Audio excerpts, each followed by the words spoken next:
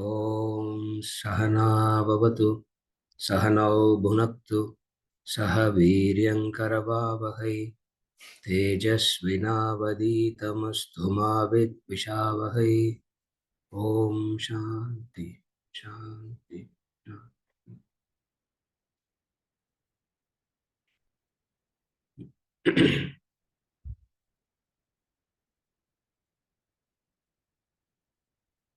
Venkat, we will not, we are going to have a session only for an hour today. Today and tomorrow, we'll have session only for an hour. Because if I finish at 9:15 and go, they will not give breakfast here for. So we will have session today and tomorrow for an hour. So the chanting we will not. We'll go into the text then.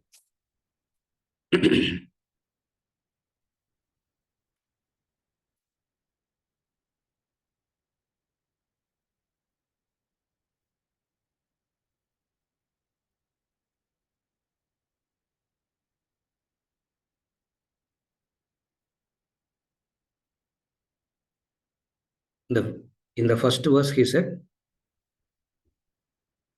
Bhaja Govindam, Bhaja Govindam, Bhaja Govindam, Mudhamate, Samprapte, Sannihite Kale, Nahi Nahi Rakshati, Dukran Karni. Kekrada correct? Nahi Nahi Rakshati, Dukran Karni.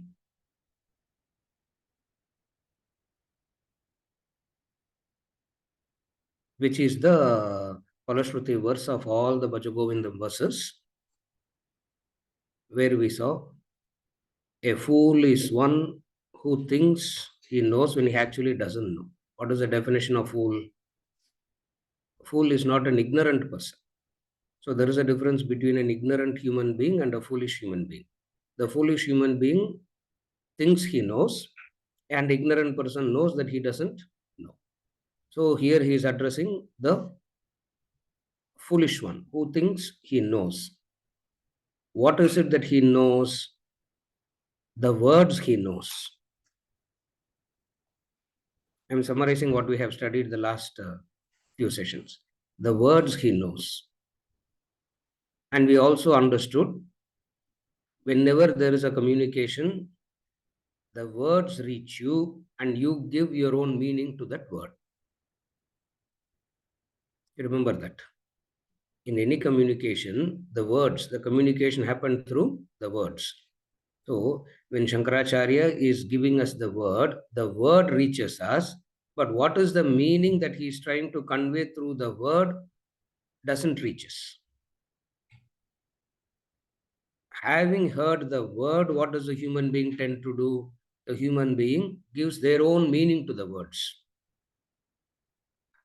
By giving their own meaning to the words, he believes that he knows. This he is calling us a fool. Don't do this. Don't give your meanings. First try to understand the meaning that is given. Nahi nahi rakshati dukrin karne. So the dukrin karne, we studied what is the grammar rules and what is the dukrin karne means and all that. We're not going into the details again.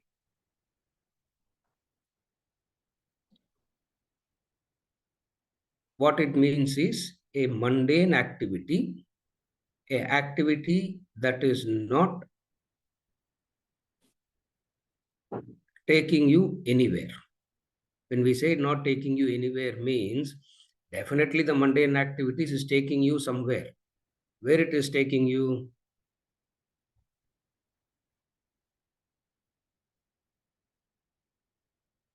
There are three gatis. We have seen that. Again I'm reading. There are three gatis. One is Sadgati, another is Durgati, the third one is Adhogati. There are three types of gatis. Yeah, Adhogati we all use very liberally in our vocabulary, in our everyday vocabulary. Adhogati, they say. Even in Chennai language, this Adhogati is a very common term. Prasad, ஞாபகம் இருக்குதா? Adhogati. Sadgati, Durgati, Adhogati. In Bhagavad Gita, he says, Durgatim tata gacchati. Nahi kalyana krit kaschit Durgatim tata gacchati. He says, So in Bhagavad Gita, he talks about the Durgati.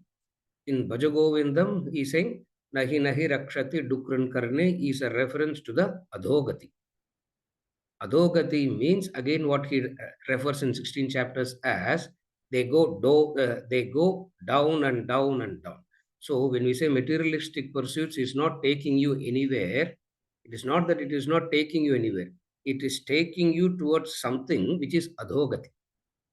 Now, how to make a person understand this adhogati and reverse the process is Bhajagovinda. What is this adhogati?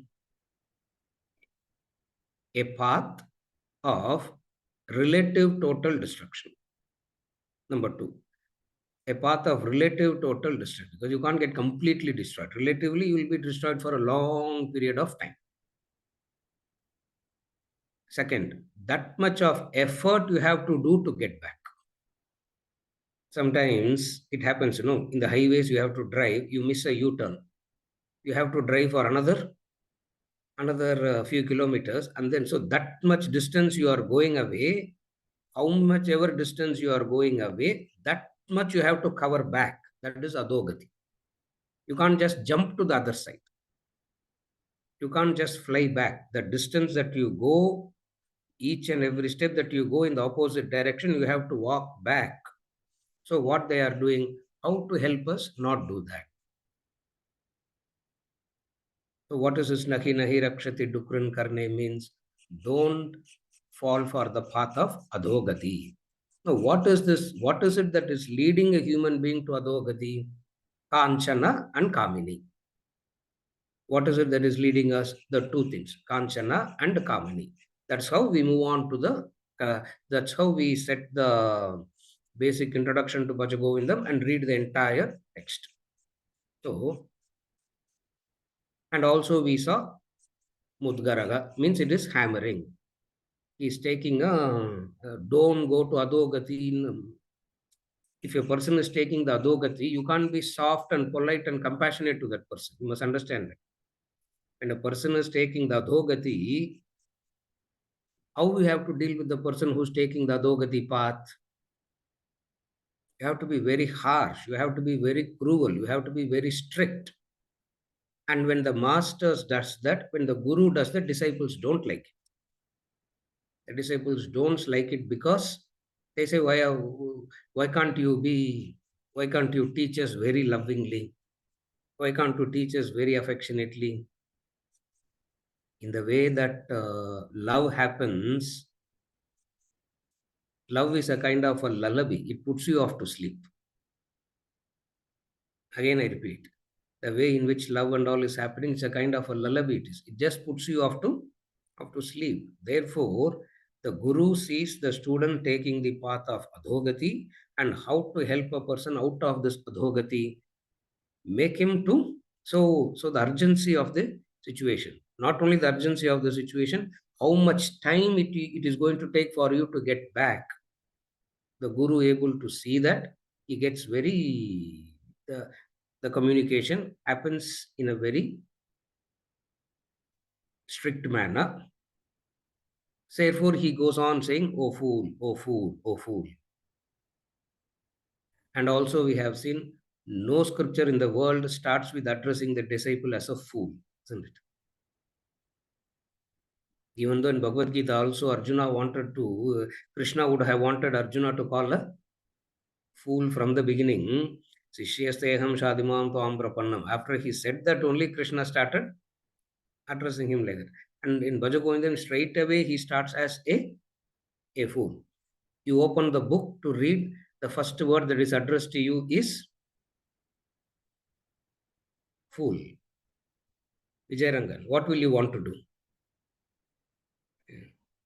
You want to close the book only. Why will anybody continue reading why will anybody continue reading it? Therefore, we understood what is the urgency here? The adhogati. And don't take this path of adhogati, has to be hammered down. And when it is hammered down, it will be done in a way that it may be unpleasant. And we have said this any number of times. If a wise person gets angry at you, you should be grateful to that anger. When a Buddha gets angry at you, when the Guru gets angry at you, you should be grateful to that anger. Why? Because in that anger lies your salvation. So that anger is not anger as in how we all get angry with each other. We all get angry with each other, that is different. When the Guru gets angry, it is different. What is the difference? In that anger lies your salvation. Therefore, the important message is Mohamudgaraha. Mohamudgaraha means hammering it down. What is he hammering? Don't take to the path of adogati. Don't take to the path of adogati. Okay. What is it that you are doing that it is leading you to adogati? The pursuit of Kanchana and Kamini. The endless pursuit of Kanchana and Kamini as the final destination of life, as the vital important factor of life, leads you to adhogati. And then he went on to elaborate wealth, Kanchana, that we discussed again. I think a couple of sessions we spent on the wealth. What is wealth?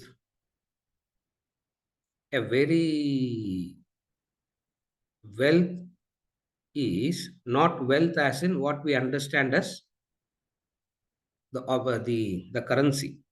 Wealth means all that you acquire and hoard is wealth. Anything that appears meaningful to you, anything that appears useful to you, because it is meaningful and useful to you, you want to endlessly acquire it and hoard it. Anything, all that you want to acquire and hoard and can't part with is called wealth. ಮೂಢಜಹೀಹಿ ಧನಾಗಮ ತೃಷ್ಣ ಕುರುಸದ್ ಬುದ್ಧಿಂ ಮನಸಿ ವಿತೃಷ್ಣ ಎಲ್ಲ ಬಸೇ ನಿಜ ಕರ್ಮೋಪಾತಂ ವಿತ್ತಂ ತೇನ ವಿನೋದಯ chittam. Keep this in your mind. Keep this in your mind. Keep this in your chittam all the time. Keep remembering this all the time. Keep it in your chittam. Don't forget it. Don't forget it. Don't forget it. What is it that you should not forget? The pursuit of Kanchana and Kamini should not take you to adhogati. Okay, if it is going to take you to adhogati, can you completely stop it? Can you completely stop pursuing it and bring a full stop to it directly? You can't do that either. Since you can't do that either, what is it that you need to do? The pursuit of Kanchana and Kamini has to be guided by Dharma. So the dharmic pursuit of Kanchana and Kamini is what is recommended, instead of indiscriminate pursuit of Kanchana and Kamini. So the indiscriminate pursuit of Kanchana and Kamini leads to adhogati, the proper way of pursuing it. What is the proper way of pursuing it? Guided by Dharma. That he is going to say later. But now he is talking about the indiscriminate pursuit. Okay, the indiscriminate pursuit of Kanchana and Kamini springs from what? Springs from a very deep-rooted fundamental thirst, search in all human beings. What is it?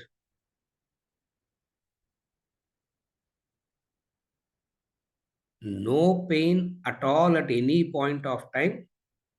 Pleasure and happiness, increasing pleasure and happiness at all periods of time. Again, Purita, Kolatur. Increasing pleasure and happiness at all periods of time and no pain at all at any point in time. This is what we defined as dukkha nivritti and sukha prapti. So dukkha nivritti and sukha prapti being the very fundamental thirst, the human being constantly tries to avoid these two by these two methods. What are the two methods? Acquisition and enjoyment, Kanchana and Kamini. Therefore, he says, the problem is not with wealth, The problem is with you not having the clarity of what wealth can give and what wealth cannot give. Again, the problem is not with wealth. The problem is not having the clarity of what wealth can give you and what wealth cannot give you. Then we went on to discuss how at each and every level what wealth can give and what wealth cannot give.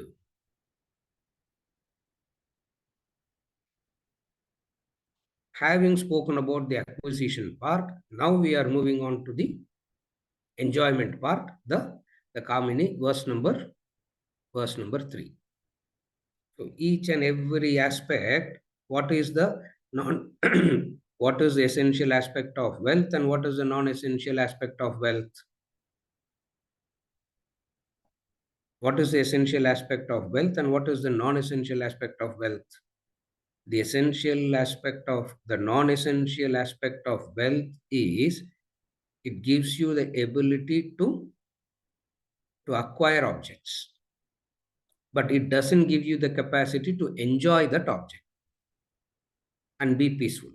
Again, wealth gives you a opportunity. Wealth makes you to acquire what you want,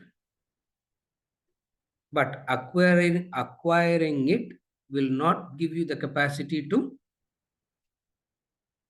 enjoy it.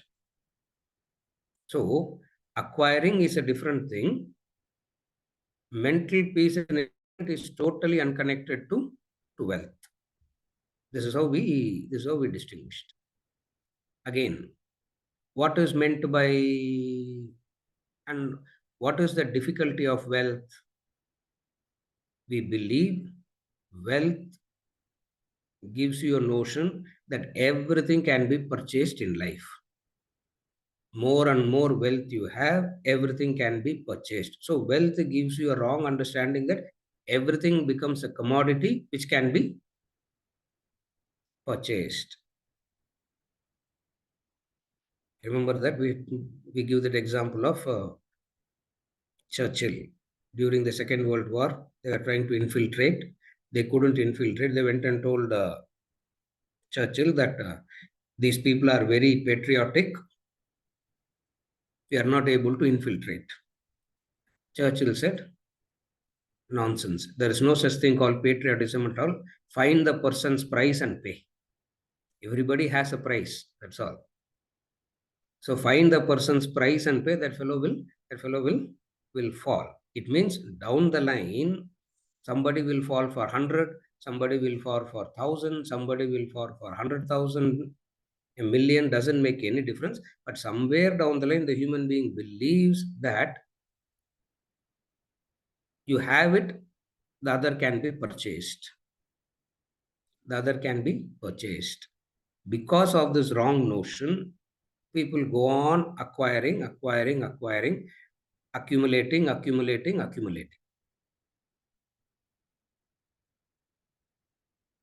The Dharma Shastra says, you acquire so that you will be able to do dhanam. Wealth is that which can be useful to give it as dhanam, not to go on keeping it with you. Okay, if you keep it with you, what will happen? If you go on keeping it with you, what will happen?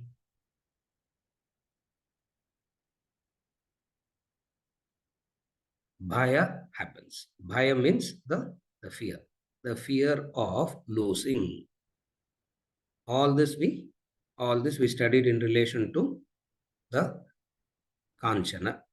Now we will move on to Kamini. Verse number 3 padinga. Kamini.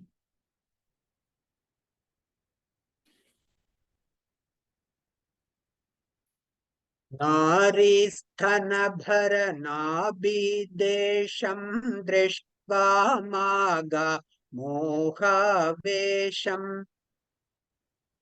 ये तन्मांसवसादिविकारं मनसि विचिन्तय वारं वारम्. नारीस्तनभरनाभिदेशं दृष्ट्वा मागामोहवेशम् एतन्मांसवसादिविकारं मनसि विचिन्तय वारं वारम्. Seeing the bosom and navel of a woman, do not fall a prey to frenzied delusion. It is a modification of flesh, fat, etc. Reflect well in your mind over and over again. So, seeing the bosom and navel of a woman, do not fall a prey to frenzied delusion. It is a modification of flesh, fat, etc. Reflect well in your mind over and over again. Now is coming to the enjoyment part. The women.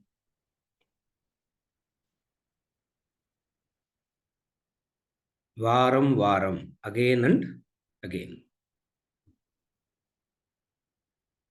Varam varamna weekly கிடையாது. Yeah. Again varam varam means again and again. Go through this again and again. What is it that you have to go through this again and again and again?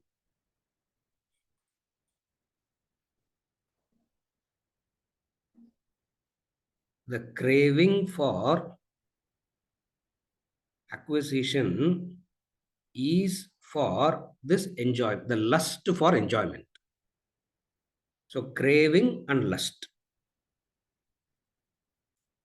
Craving for acquisition because of the lust for enjoyment. And when we discuss this Kanchana Kamini, the very first introduction itself, we said this Kanchana and Kamini is used figuratively, symbolically, not to be taken literally. Supposing if he is, okay, Shankaracharya is talking to a male disciple, he's saying, Nari Stanabara Nabi Desham. If he were to talk to women disciple, what he would have said? He can't say Nari Stanabara Nabi Desham to the woman. No, something else he would have said. Or I don't know what he would have said. Or maybe the dadi and the mustache, I don't know what he would have said. Isn't it? Something. But nevertheless, what is he talking about here? The the the the, the enjoy the craving for enjoyment, the lust for enjoyment is indicated here.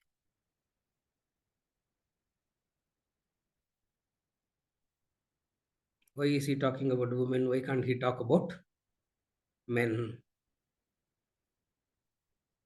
He wasn't having a Saturday morning class, Zoom class, where everybody was there, not knowing what to talk. He had a very clear audience, so he could exactly say what he wanted to say. Nari stanabharanabhi desham drishtva maha moha vesham. At the sight of it, you go. At the sight of it. He's saying all that is needed is the sight.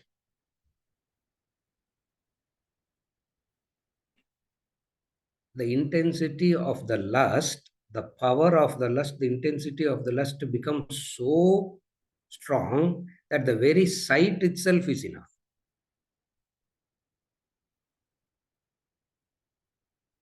Insanity is when you are imagining and craving. That is another level. And obviously, his students are not at that level. We have to assume like that.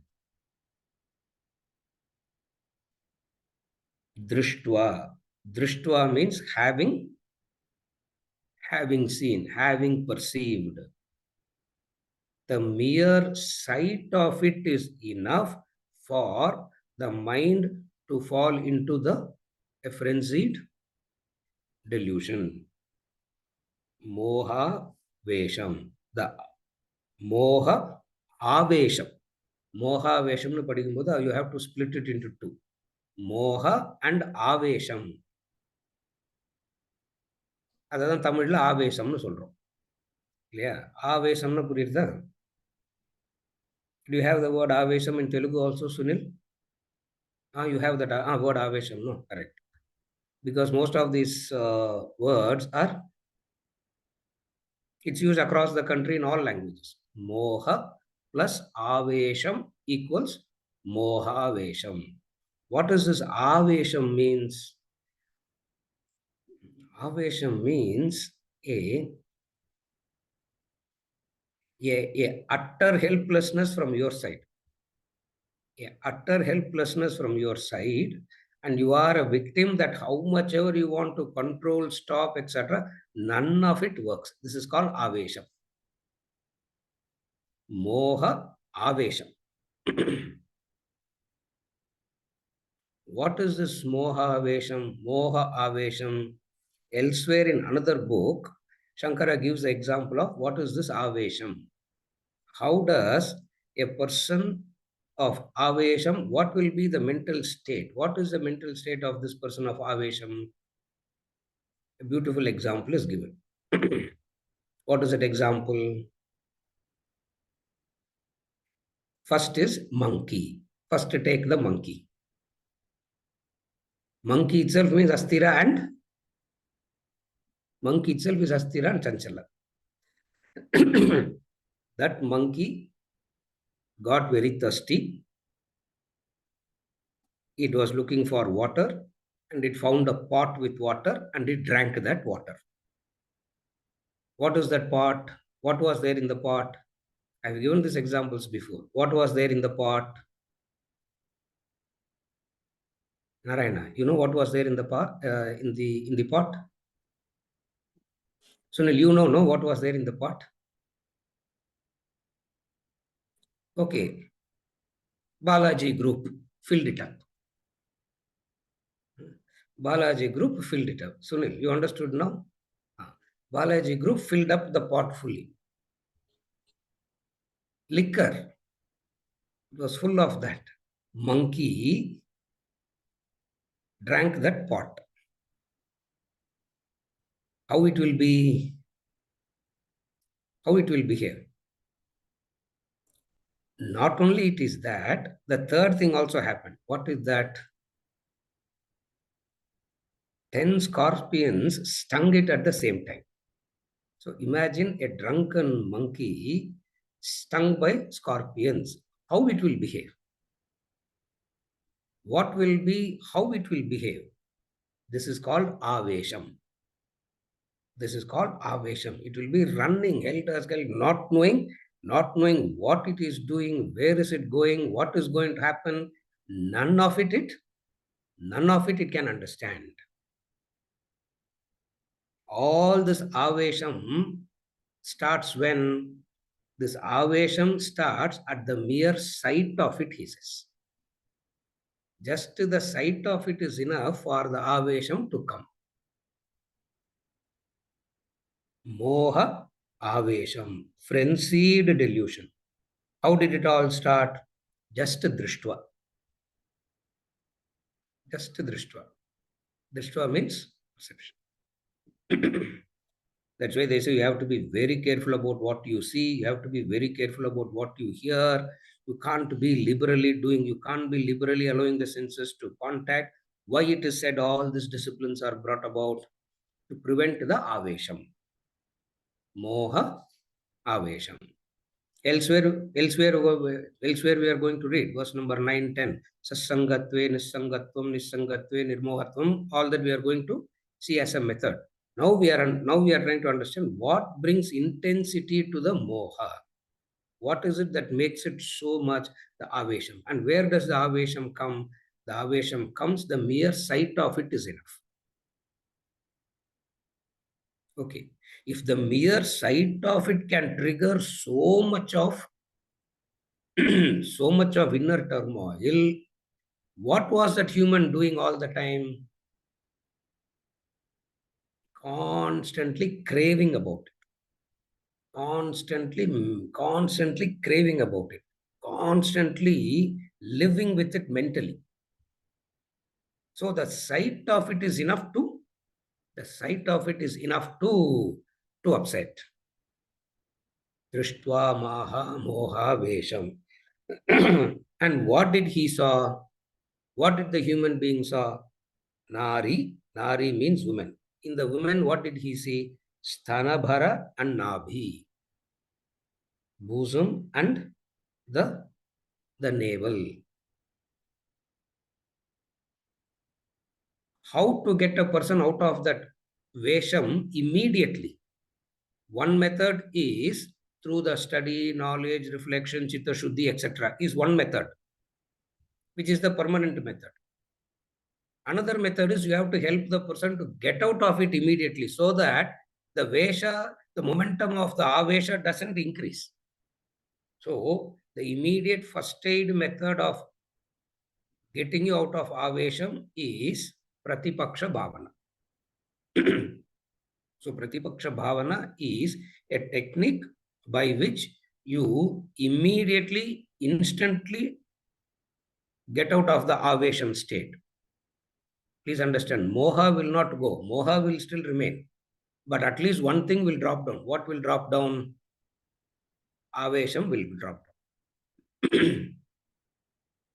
Avesham is the possessed state. Possessed state means till it is gotten, the mind will not allow you to rest. Number two, it will do anything to get it. First sign, it will not allow you to rest till you get it. Second thing is, it will drive you to do anything and everything to get it. After getting it, what it will do? After getting it, what happens? At least shanti, shanti, shanti should happen. No. After getting it, what happens?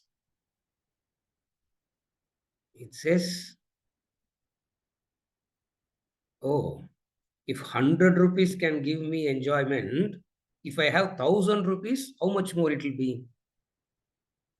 That's how greed develops. What is greed? Greed is nothing but having enjoyed something, trying to extract more and more happiness out of the same thing that gave you some amount of happiness. Understand greed. Greed means wanting more and more and more. What is it that you want more and more and more? Not the quantum. Quantum is an indication that if you have gotten this much of happiness out of it, if you do it more, you can extract more happiness. So what happens? Greed develops. Out of the greed, you get more and more and more. Okay, you get more and more and more. Will happiness goes on increasing? Ultimately, it will result in a disappointment. The ultimate result of avesham is disappointment. In the disappointed state, the human mind will say, maybe I made a mistake with this person, or maybe I made a mistake with this thing. I will move on to the, I'll be careful now, and I will move on to the next. You follow? Avesham at one level develops the greed. At another level, it will end up in utter disappointment. What is the disappointment? Disappointment is you had an expectation and a few contacts fed that expectation more and more and more. And then you go in with the tremendous expectation and the reality strikes. What is the reality? Objects and beings exist, but they don't have the capacity to give you joy or sorrow. That reality strikes. When that reality strikes, instead of understanding it, the human being, the human mind will say,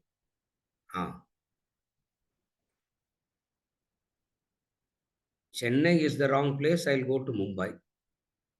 From Mumbai, Hong Kong, Shailesh. From Mumbai, I'll go to Hong Kong. Narayana, where? You will not go to Hong Kong. You will go to the other end, isn't it? Where you will? Why?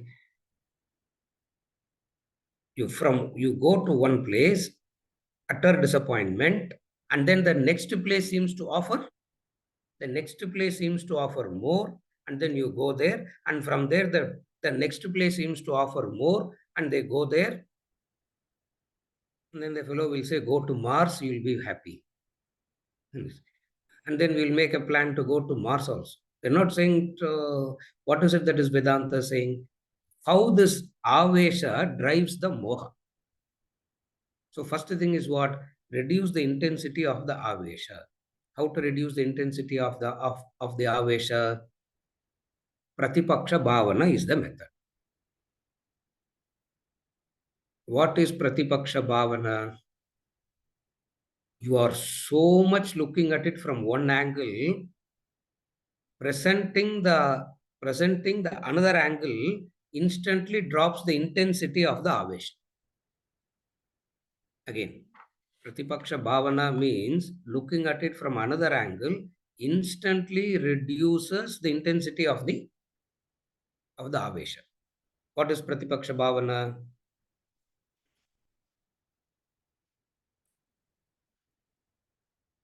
Paksha means support. Purva Paksha means opponent. Pratipaksha means different. That's why in the Bhashyas and all, it will always say Paksha, Purva Paksha, Paksha, Purva Pakshi. Paksha, it goes on like that. So, looking at it from an opponent viewpoint, looking at it from various viewpoints. So, Pratipaksha is looking at it from various viewpoints. And when you look at it from various viewpoints, you are supposed to get a proper understanding. What is the proper understanding? This Tanabhara and Nabhi, when you look at it from one angle, it is so delusory. From another angle, if you look at it, what is it?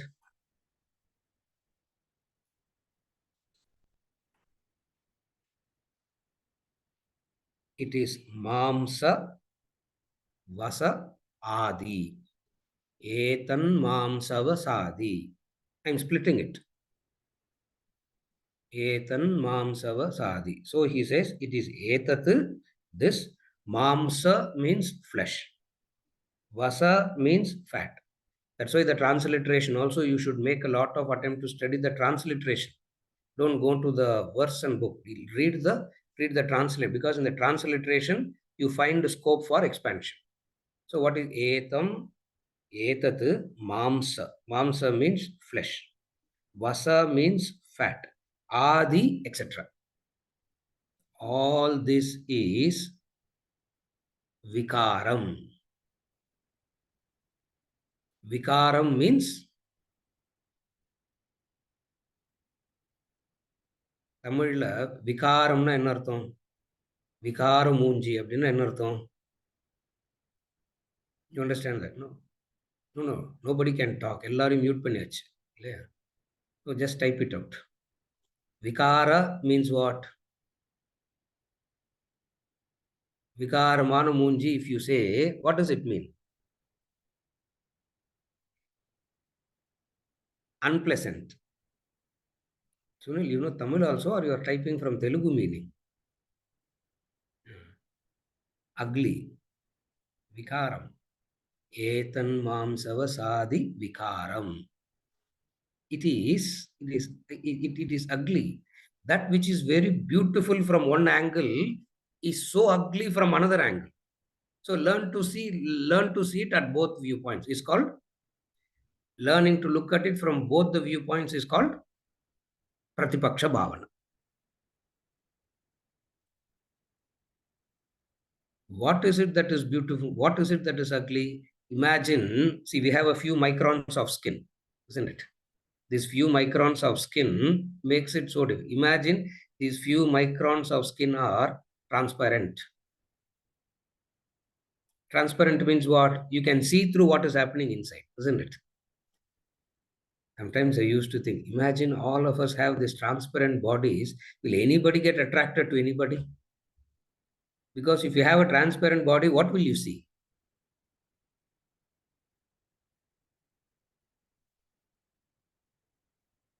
The morning coffee is still getting digested, isn't it?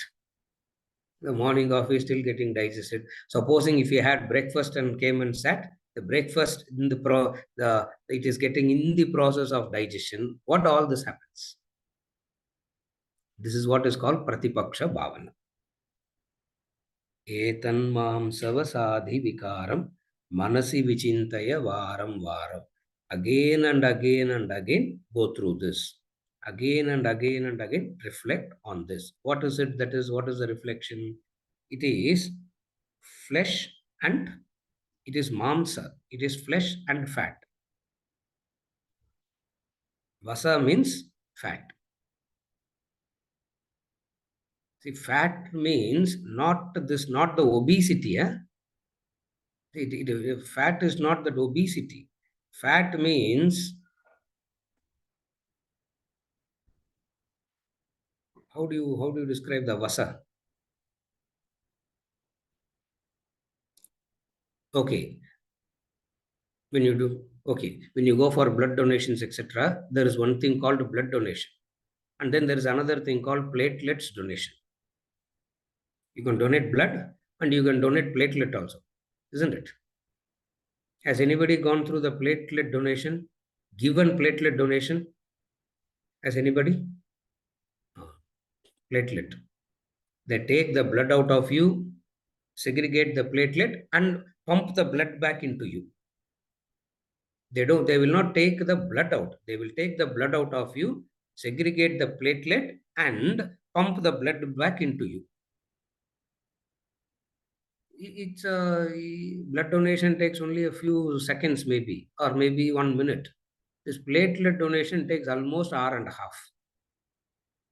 You have to just lie down, keep pressing. After a while, your everything will become numb. You will feel like the doctors will say nothing will happen to you. Just lie down, keep giving, and nothing will happen. Nothing will happen. Yeah. So I do some platelet donations at times. So have you seen the platelets? That is vasa. You see that it will look like pus. It will look like you will not even want to see it. You will not even want to touch it. And what are you? That is what is it that you are getting attracted to? That's what you are getting attracted to. He said. That's what you are getting attracted to. Mamsa and vasha. It is nothing but a modification of flesh and fat. Please understand the same rule applies for a man's body also. What is a man's body made up of? Same flesh and fat only. It's not that his body is made up of diamonds and gold and jewelry. Isn't it? His body is also the same body. Nothing, nothing. It's not. So, why not man's body? I say, what is the difference? Man's body is also of the same entity only. What something extra is there or what? Same amsa, same pasha. But looking at it, go into a frenzy. Are you able to understand Pratipaksha Bhavana till now? Another aspect of Pratipaksha Bhavana is it's an attraction to the opposite. So another angle. You come from one is you look at it from the angle of the mamsa, the flesh, etc.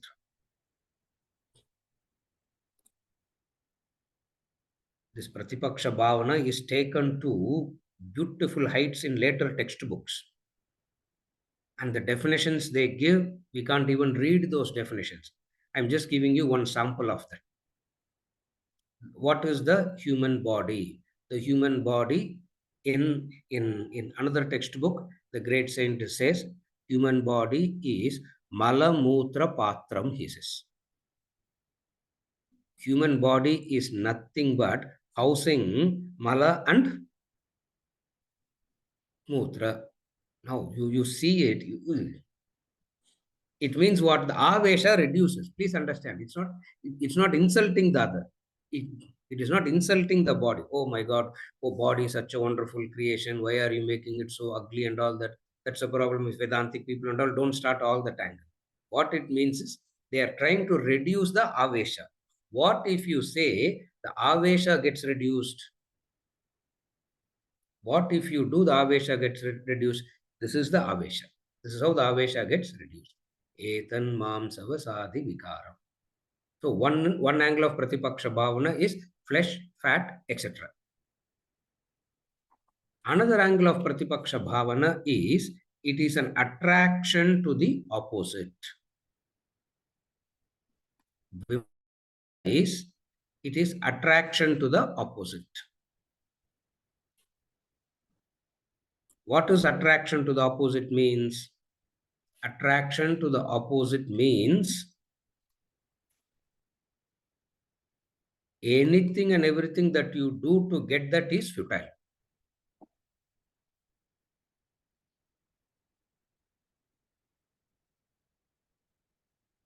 Women is the opposite of man, and man is the opposite of woman.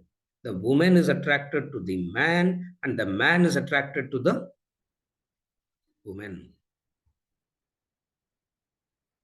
Opposite always attracts, and this attraction is hypnotic.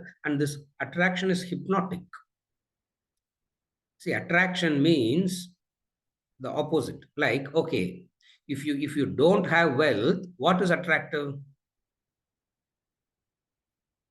See, when you don't have wealth, what is attractive? Wealthy is attractive. If you have wealth, who's attractive? Not another wealthy person. When you have wealth, who's attractive? The saint and sannyasi who says there is nothing in it is attractive. Again, women means the attraction to the opposite.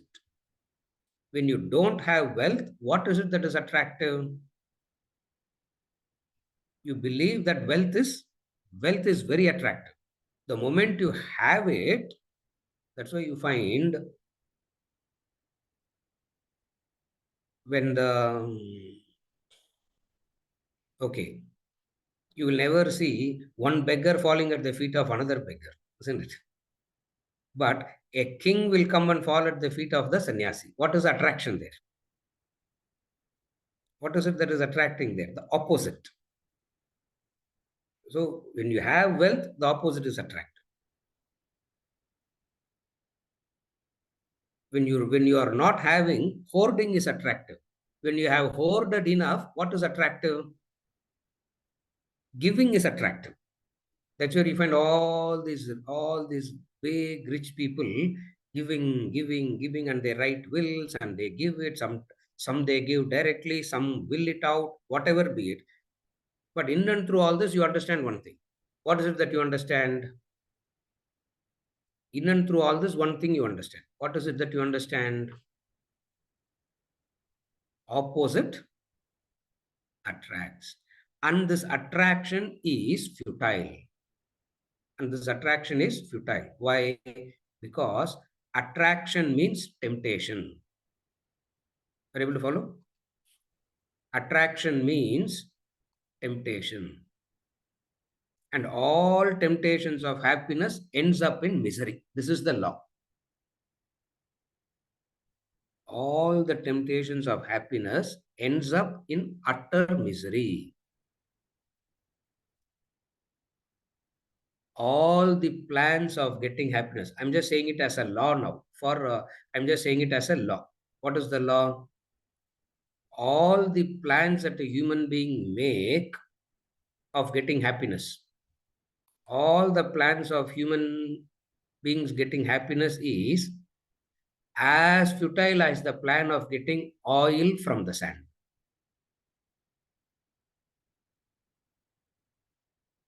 Can you ever get oil from the sand? Is it possible to get oil from the sand? But the human all plans of happiness is trying to get it. Therefore, what happens?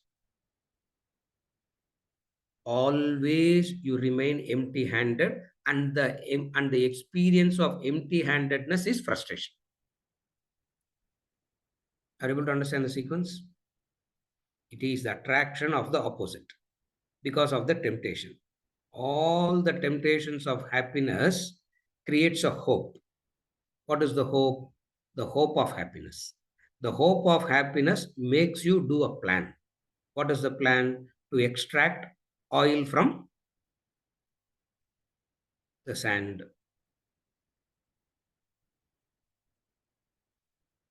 How much ever you try to extract oil from the sand, what will remain with you ultimately? What will happen to you ultimately? you remain empty-handed. And that empty-handedness increases the avesha more for the next contact.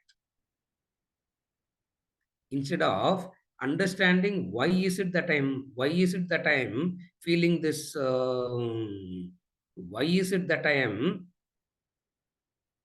always having the sense of empty-handed in spite of having everything, in spite of having so many things, in spite of everything, why does a human being always feel empty-handed? That he calls it as the hope of, that is known, that he calls it as the hope of happiness. That hope of happiness explains through the Pratipaksha Bhavana. Now, what is the definition of Pratipaksha Bhavana? The definition of Pratipaksha Bhavana is this: a technique of educating oneself through intellectual reevaluation and viewing sense objects from a different angle altogether. This is the definition of Pratipaksha Bhavana. Having given this example, we are defining it now. What is the definition of Pratipaksha Bhavana? The definition of Pratipaksha Bhavana is this: a technique of educating oneself through intellectual reevaluation and viewing the sense objects from a totally different angle. What is the intellectual reevaluation and looking at it from a totally different angle?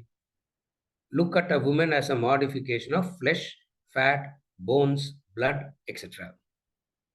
Take any one of them and view it separately. Take any one of them and view it separately. What you feel? You feel a sense of revulsion. When all this is put together, that togetherness creates some moha, some delusion. The togetherness creates a moha, a delusion. That's why you remember the example that is given is the example of the coconut, the full coconut. What is the outer layer of the coconut? The outer layer of the coconut is soft. And you touch it, it just slides. And inconceivable that if you remove the few microns of the outermost layer of the coconut, what will you see inside? The coir. What do you see inside the coir? It is so beautifully covered, the human being gets deluded. So what is Pratipaksha Bhavana? Learn to see it rightly from a different angle totally. Learn to see it rightly. That's all the Pratipaksha Bhavana is. Since you are seeing it from one angle, sensual indulgences brings this avesham. So to bring the avesham down for each and every sensual indulgence, see it from a totally different angle. In the example that he gives in the commentary is the example of going on a holiday. Going on a holiday. You planned to go on a holiday to Kashmir, isn't it? Planning starts 6 months back, isn't it? Because it is the new year, year end, this thing, that thing, so rooms and all you won't get. So you have to book well in advance, 6 months in advance, you do the booking, payment is done, everything is done. As the day is coming, you are in a hurry to rush to the airport to catch the flight. Invariably, one family member gets delayed, isn't it? By the time you get into the car at home, only agitation starts. Then you go to the airport, the flight is delayed, and then you go to the hotel. The hotel fellow says, welcome drink, sir. You can go and have a welcome drink. It means what? Your room is not yet ready, isn't it? It means your room is not yet ready. And the room that you booked 6 months back, isn't it? The room that you booked 6 months back, he says, the room is not yet not yet ready, and then you go there because you want to see the sunrise, you want to see the sunset, and nobody is waking up to see the sunrise, isn't it? Nobody is waking up to see the sunrise. Nobody is waking. Nobody is there to see the sunset. Everything you booked one room, and the fellow gives you another room, isn't it? The fellow says, "We have upgraded you." And if they say we have upgraded you, means it's a total real downgrade only, isn't it? It's very clear. We have upgraded you, and you think upgradation means they are going to give you something better. You go there. No, no upgradation, no. In everything is there.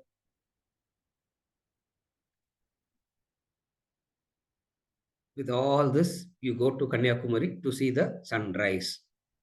Waiting, waiting, waiting. Clouds come and cover it up. You can't see the rise. What is Pratipaksha Bhavana here? You come back so drained, not enjoyed anything at all. You come back so drained out, not enjoyed anything at all. So what does Pratipaksha Bhavana says? This is the result of your indulgences. You get completely drained out. What is the other way? You do the bookings, you do the reservations, you have the full understanding that clouds may come and you may not see the sunrise. And if the clouds come and if you don't see the sunrise, you will not say, what a waste of time and money. And you will not curse the cloud on that day, isn't it? This this understanding makes it what?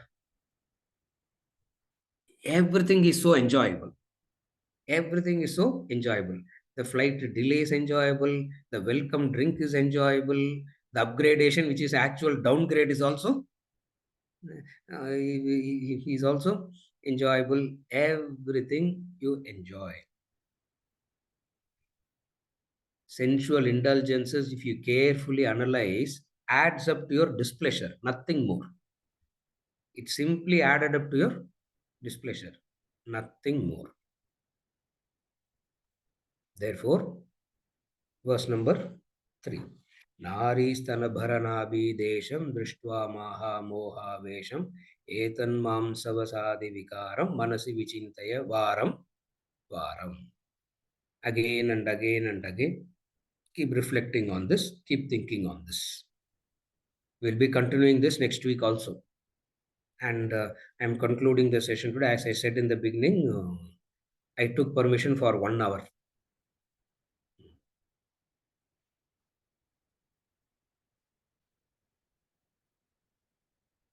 Some of you may not know. Vijay, na Vedanta Academy la irukkurampa. I'm in my, it is like the girl after getting married going back to the parents' house. Yeah, it is like that. Coming back to Vedanta Academy is like that.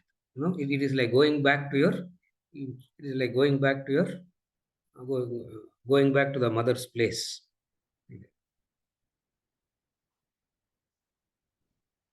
With this, we conclude the session for today.